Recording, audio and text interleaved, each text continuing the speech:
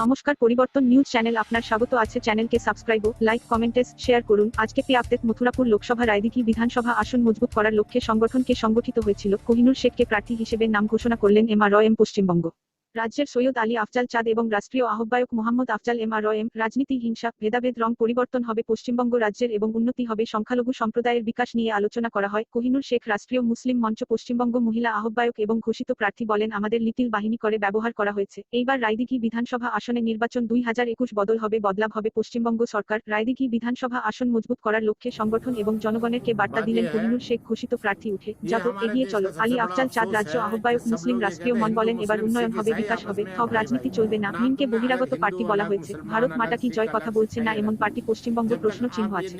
हिंदू मुस्लिम सिख ईसाई सब है भारत के भाई, भारत के रहने वाले, भारत के मानने वाले। जब तक हम भारतीय नहीं बनेंगे, जब तक हम एक नहीं बनेंगे, तब तक नेक नहीं बन सकते।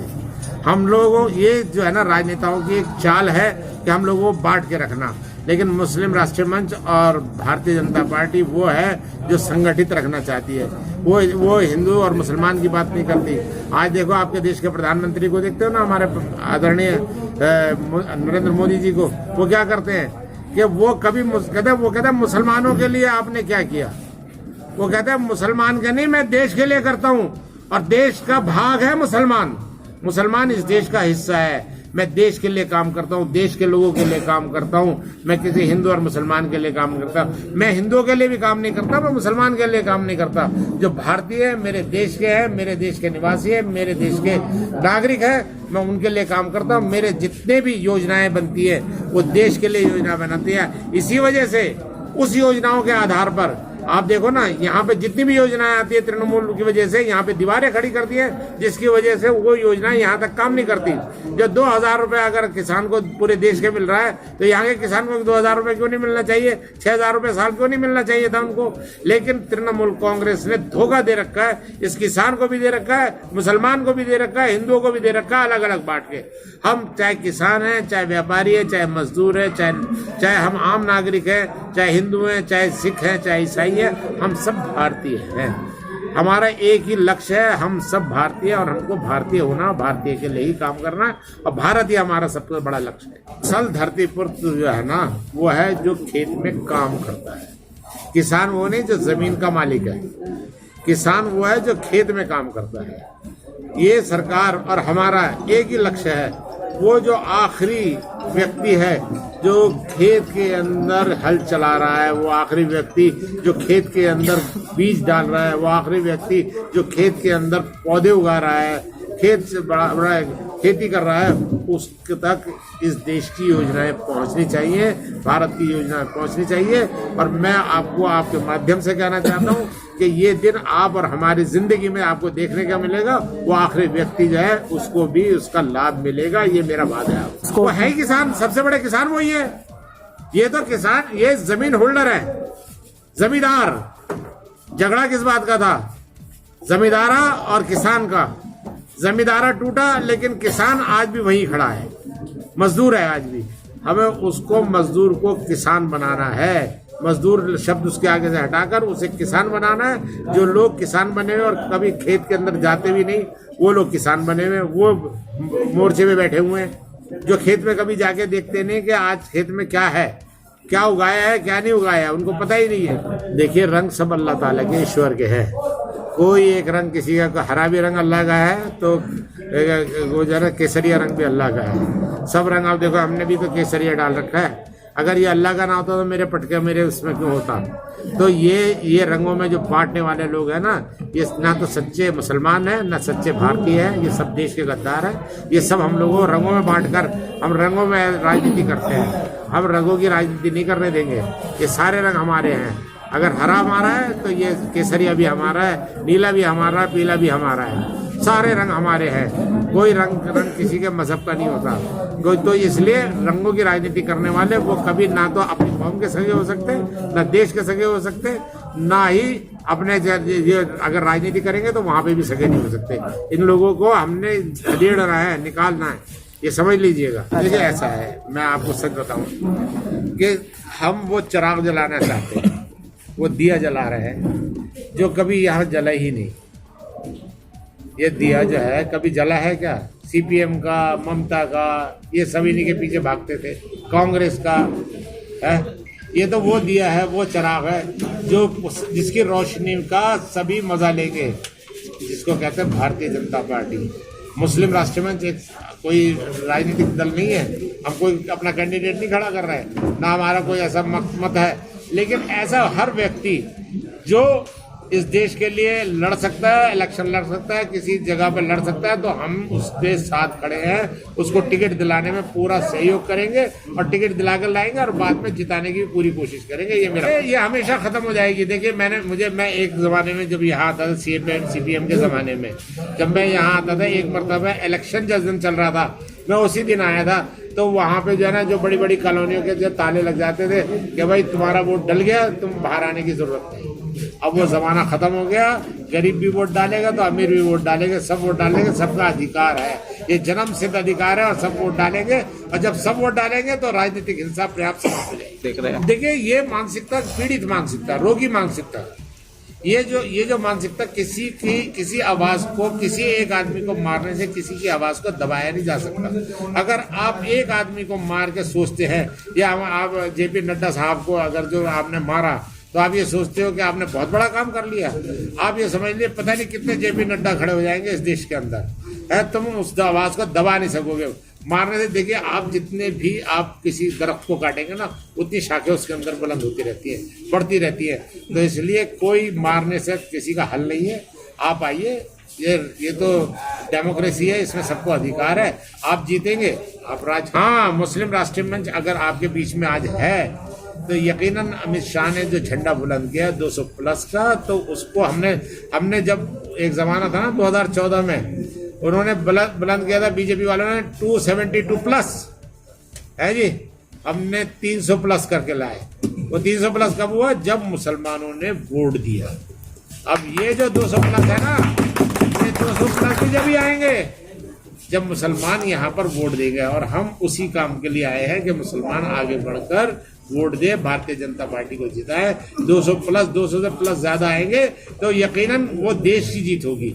किसी नड्डा साहब की, किसी जो है अपने देश के होम मिनिस्टर साहब की या अमित शाह जी की, किसी की जीत नहीं होगी, पूरे देश की होगी। हाँ, हर आम नागरिक की होगी जो जिता के लाता है, जीत उसकी होती है।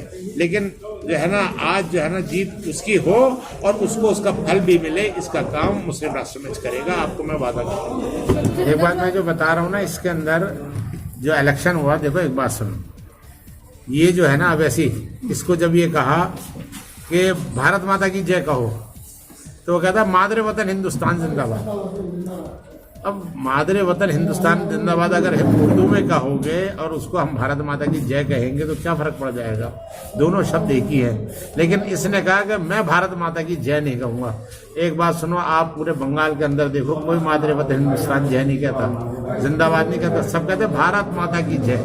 ये है बंगाल, ये बंगाल की संस्कृति है, चाहे वो हिंदू है, चाहे मुसलमान है, सिख ईसाई है, वो सब भारत माता की जय ही कहता है। वो ये नहीं कहता कि मादरे वतन हिंदुस्तान।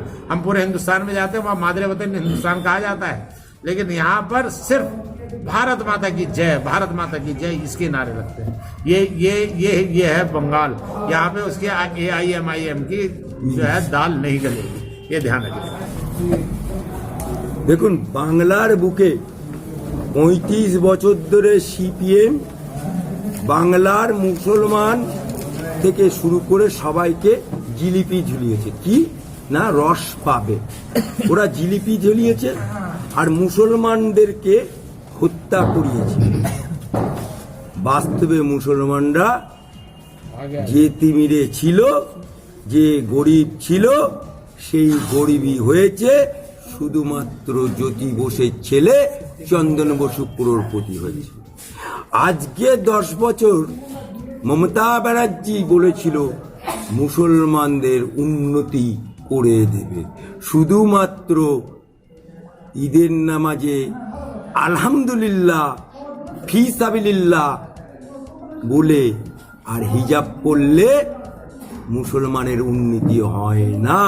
মমতা ব্যানার্জি বাস্তবে বাংলার মুসলমানদেরকে চাকরি দেয়নি, সরকারি চাকরি দেয়নি, বাকরি দেয়নি, উল্টে মুসলমান গরিব মানুষদেরকে ওই মোদির রাজত্বে রাজস্থানে, গুজরাটে, মধ্যপ্রদেশে সোনা পালিশের কাজে পাঠিয়ে দিয়েছে। তার প্রমাণ করোনা আবহাওয়াতে লক্ষ লক্ষ মুসলমান ওই রাজ্য থেকে যখন আসছে, সেটা আমাদের কাছে জলজ্যান্ত প্রমাণ। তাই মমতা ব্যানার্জি মুসলমানদেরকে ভোট লুট করা শিখিয়েছে, তাদেরকে ঝান্ডা বাঁধানো শিখিয়েছে, তাদেরকে বোম মারা শিখিয়েছে। এই থেকে বড় মুদ্রা আর কি হতে পারে? আর মুসলিম রাষ্ট্রীয় মঞ্চের একটাই স্লোগান, এক হিন্দ জয় হিন্দ। ভারতীয় জনতা পার্টির মোদীর স্লোগান सबका साथ, सबका विकास, सबका विश्वास। एक हाथ में कुरान, एक हाथ में लैपटॉप। इसी बुद्ध पर्व पे ममता बनर्जी को हम लोग हराएंगे और 200 सीट में बीजेपी सरकार आनेंगे, उसमें 20 तो मुसलमान एमएलए बनेंगे। उसके साथ हमारा बहन ও কইনু শেখ বি এমএলএ গুণ। এটা মুসলমানদের মধ্যে একটা বদ অভ্যাস আছে, এটা 35 বছর ধরে আমরা দেখে এসেছি। ফুরফুরা শরীফে এক শ্রেণীর পীরজাদা আছে, কিছু মৌলানা আছে, কিছু মৌলবি আছে, কিন্তু এখন বাংলার মানুষরা বুঝে নিয়েছে যে এরা ধর্ম নিয়ে ব্যবসা করে। আর ফুরফুরার পীর সাহেবদের ধর্মের নামে জলসা করে যে ব্যবসা চলতো, সেটা করোনার আবহে বন্ধ হয়ে গেছে। তাই তারা নতুন ব্যবসা খুলেছে, রাজনীতির ব্যবসা। এটা মুসলমানরা ধরে ফেলেছে। তাই না লম্বা টুপি, না গোল টুপি, না চাচা যান, না পীর সাহেব, হাফেজ সাহেব, গাজী সাহেব, এবারে কারোর কথা চলবে না। আবহাওয়া তৈরি হয়ে গেছে, বিজেপিকে মুসলমানরা ভোট দেবে, এটা নিশ্চিত হয়ে গেছে। দেখুন, বিহারে মিমছি, এই লখনৌর পার্টি অর্থাৎ নন বেঙ্গলি পার্টি, সেই নন বেঙ্গলি পার্টি আপনাকে একটা স্পষ্ট উদাহরণ দিচ্ছি। আমার বড় ভাই বেটা হয়, আজ পর্যন্ত দেখেছেন কোনো বাঙালি মুসলমান কোনো হিন্দুস্তানি মেয়ের সাথে ছেলে মেয়ের বিয়ে দিয়েছে? দেয়নি। প্রেম ভালোবাসাকে চলে এসে রাখল। কিন্তু বাঙালি মুসলমানরা এই নন বেঙ্গলি মুসলমানদের একটা আচার, কালচার ইত্যাদির সাথে মিশতে পারে না। তাই ওই ওয়াইসি, ওই যে মিম পার্টি, লখনৌর পার্টি, সে এখানে এসে খাপ খুলবে, এটা হতে পারে না। মমতা ব্যানার্জি দালালি করার জন্য আব্বাস সিদ্দিকী আছে, আর আরেকটা যোগ হচ্ছে, অর্থাৎ বাঁচাও সাধু বাবা মমতার ডাকে ওয়াইসিও আসছে আর আব্বাস সিদ্দিকীও আসছে। ওই মাইকে লালের বাঁচানোর ক্ষমতা নেই। এখানে সব চুরমার হয়ে গেছে। লড়াই নেক টু নেক, ষাঁড়ে আর বাছুরে লড়াই হচ্ছে। একটা হচ্ছে বিজেপি আর একটা হচ্ছে তৃণমূল, মাঝখানে কিচ্ছু নেই। আমি কোহিনূর শেখ, কনভেনর, মুসলিম রাষ্ট্রীয় মঞ্চের महिला कन्वीनर है हमारे पूरे पश्चिम बंगाल की। দাদাদের অনুপ্রেরণায় ওইভাবেই চলার চেষ্টা করব। আমাদের এখানে এখনো আছেন দেবশ্রী রায় এমএলএ। উনি অ্যাক্টিং ভালো করতে পারেন, ওনাকে অ্যাক্টিং জগতেই ভালো লাগে। 2011 সাল থেকে যখন থেকে এসেছেন উনি, ওনাকে কেউ দেখতে পায়নি। বাইরে থেকে এনে ওই অভিনেত্রীদের এখানে এনে কোনো দরকার নেই। আমাদের লোকাল এলাকায় কোনো শিক্ষিত ছেলেমেয়ে নেই, লোকালে কেউ নেই। পশ্চিমবঙ্গে আমাদের দক্ষিণ 24 পরগনায় কি কেউ নেই যে তার কাছে যে তাদের সুযোগ সুবিধা অসুবিধা সব জানাবে? আমাদের রাস্তার কি হাল হয়ে আছে? যবে থেকে নতুন রাস্তা তৈরি হয়েছে, মানে সেই থেকে ওইভাবেই পড়ে আছেন। একজন অতিথি আমাদের এখানে এসে রাস্তার নিন্দা করে যাচ্ছেন, যেখানে মোদিজি এসে খুব সুন্দর রাস্তা সব জায়গায় করেছেন। আমাদের পশ্চিমবঙ্গ এখনো সেই অবস্থায় পড়ে রয়ে গেছে। আর কতদিন এইভাবে আমরা লিটল বাহিনী হয়ে থাকবো? আর কতদিন এইভাবে চলবো? আমরাও আমাদের অধিকার চাই, আমরাও আমাদের জায়গাটাকে আমরাও আমাদের নিজের মতো গুছিয়ে নিতে চাই। আমফানে যত টাকা এসছে, দিদি নিজের অ্যাকাউন্টে, নিজের তৃণমূলের যত ক্যান্ডিডেট আছে ওনাদের দলের, সব ভুল করে নাকি ওখানে সব চলে গেছে। আমরা যারা সত্যি ক্ষতিগ্রস্ত তারা কিছুই পাইনি। কাকে বলবো এগুলো? দেবশ্রীকে কোথায় যে খুঁজবো আমরা? এটা যদি উনি আমাদের এই লোকাল লোক হতেন, আমাদের যারা আছেন কনভেনরা তারা তার সঙ্গে যোগাযোগ করে এই সময় আমরা সমস্ত সুযোগ সুবিধা পেতাম। কিন্তু উনি অভিনয় জগতের লোক, ওখানেই ওনাকে মানে উনি এমএলএ তে ফেল, জিরো। রায়দিঘি মানুষকে বার্তা দেবো, বিশেষ করে তো মুসলিমদের বার্তা দেবো যে আমরা যদি সব পার্টিকেই ভোট দিতে পারি তাহলে বিজেপিকে দিতে পারবো না কেন? সমস্ত পার্টিরা তো আমাদের মুসলিমদের ভোট নিয়েই তো জিতেছে। তাহলে মমতা দি আজকে আমাদের যেমন ছড়াচ্ছেন যে বিজেপি সাম্প্রদায়িক, কি করে সাম্প্রদায়িক হলো? উনি তো রেলমন্ত্রী ছিলেন বিজেপি থেকে, তখন ওনার সাম্প্রদায়িক মনে হয়নি? টাকাগুলো যখন টালির বাড়িতে গেছে তখন সাম্প্রদায়িক মনে হয়নি? এখন আমি এটাই বলতে চাই যে আমাদের রায়দিঘির বিধানসভার সমস্ত নাগরিকদের বলছি সচেতন হতে, ওঠো জাগো এগিয়ে চলো। আর কতদিন আমরা বলির পাটা হয়ে থাকবো, লিটল বাহিনী হয়ে থাকবো আর মার খাবো? ভোটের সময় সব মিথ্যে প্রতিশ্রুতি দেবে, মারামারি গন্ডগোল, কত জনের প্রাণ চলে যায়, কিন্তু ওরা যখন নিজেদের পজিশন পেয়ে যায় আর আমাদের দিকে ফিরেও তাকায় না।